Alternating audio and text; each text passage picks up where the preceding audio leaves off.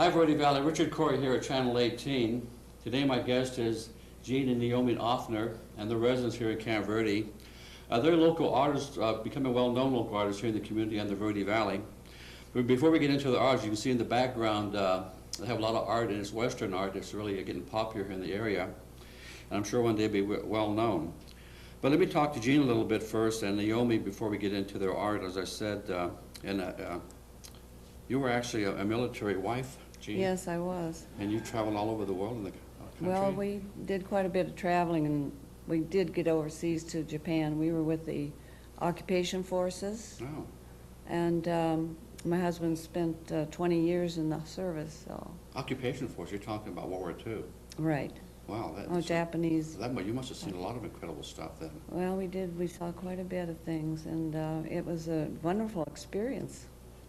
Very good experience. In fact, I continued my artwork there because I took lessons from a Japanese artist, and she just was wonderful. She did the watercolors mostly, and that's where I started with watercolors. Oh, fantastic.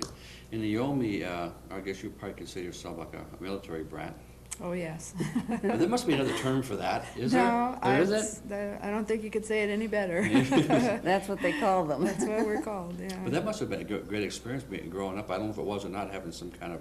Well, there were good things and bad things. Was there? The good things were you got to see a lot of different areas Yeah. and a lot of the country, but the bad things were every 2 or 3 years you're in a new school, and that's not a fun thing to do. No. No. So what did you graduate high school from? Well, I went the first 2.5 years to Ramona High School in Riverside, California, and then my dad moved us again, and I graduated from Montgomery High School in Santa Rosa, California. Oh, Santa Rosa. So was you like your home base kind of? For a long time, yeah. We lived there. She lived there about 30 years. I Oh, lived did there you? about 15. So that's where you go to if you had a reunion? Yeah, probably, Okay. yeah. Mhm. So you guys are basically from California then, you would say? We lived there a long time. A lot of different Santa areas. Rosa, Yeah. You guys have gone back and forth too, haven't you? Oh, yes, to visit. We have many friends there, but it gets kind of lonesome for them. Don't you have a son over there? No, my son lives in Wickenburg Oh, here. Wickenburg, that's right. You're in He lived in Arizona. Flagstaff for 7 years, and then he moved to Wickenburg. He's a chiropractor there. Has a good practice.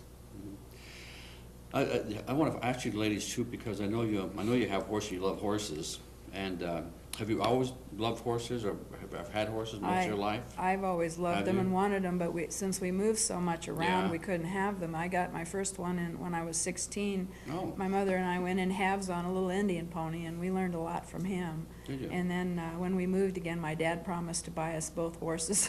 When we moved to Santa Rosa, we each got a horse, and it just continued from that. I've had one ever since then.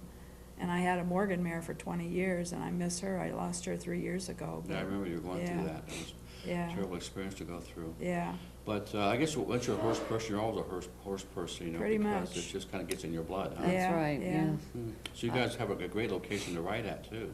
Oh, Yeah, we yes, have I know. quite a Pretty bit of good. access to a few trails Yeah. around where we live. We live out near the casino. Yeah. I have Peruvian Pasos. I have 2, and Naomi has a I have a pink Quarter quarter horse. horse. Yeah. Peruvian what? Peruvian Paso. Paso. I never heard of that. They come from Peru, of Oh, course. yeah, sure. Well, there's But- an American strain too. It's called the American Paso now Oh. too. They have that. They were brought here in 1960, Hmm. became popular because of the service people going over and visiting that area. They became enchanted with the Peruvian Paso. They have a very distinct gait. They're born with this natural gait. They move their feet like this in Oh, front. they're those kind of, You don't They're jump beautiful, or yeah. bounce at all on those. They're You very just- smooth. yeah, Very I smooth think I've seen a ride. picture of one of those horses before. They're real beautiful Yeah. horses. But you guys living here in Camp Verde in the Verde Valley, and getting yourselves to be known out there as far as your art.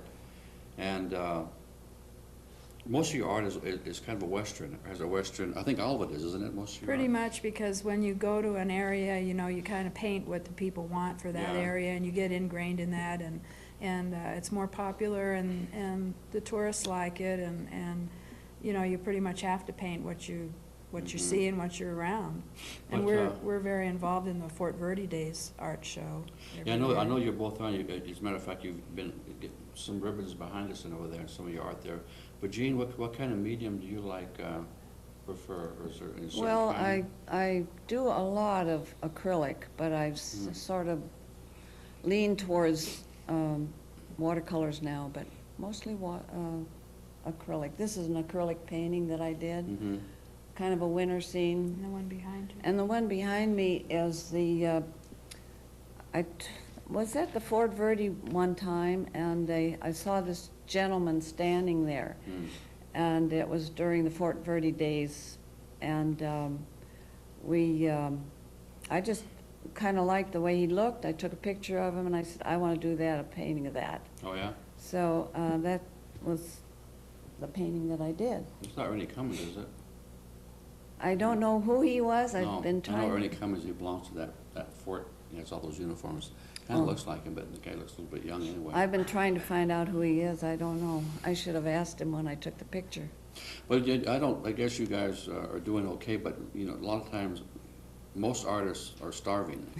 But they have that creativity outlet, which is great, and I think everybody does have some kind of creative outlet.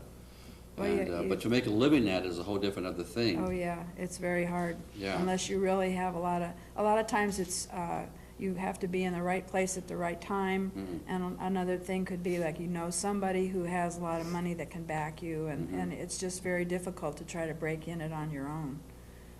Yeah, there's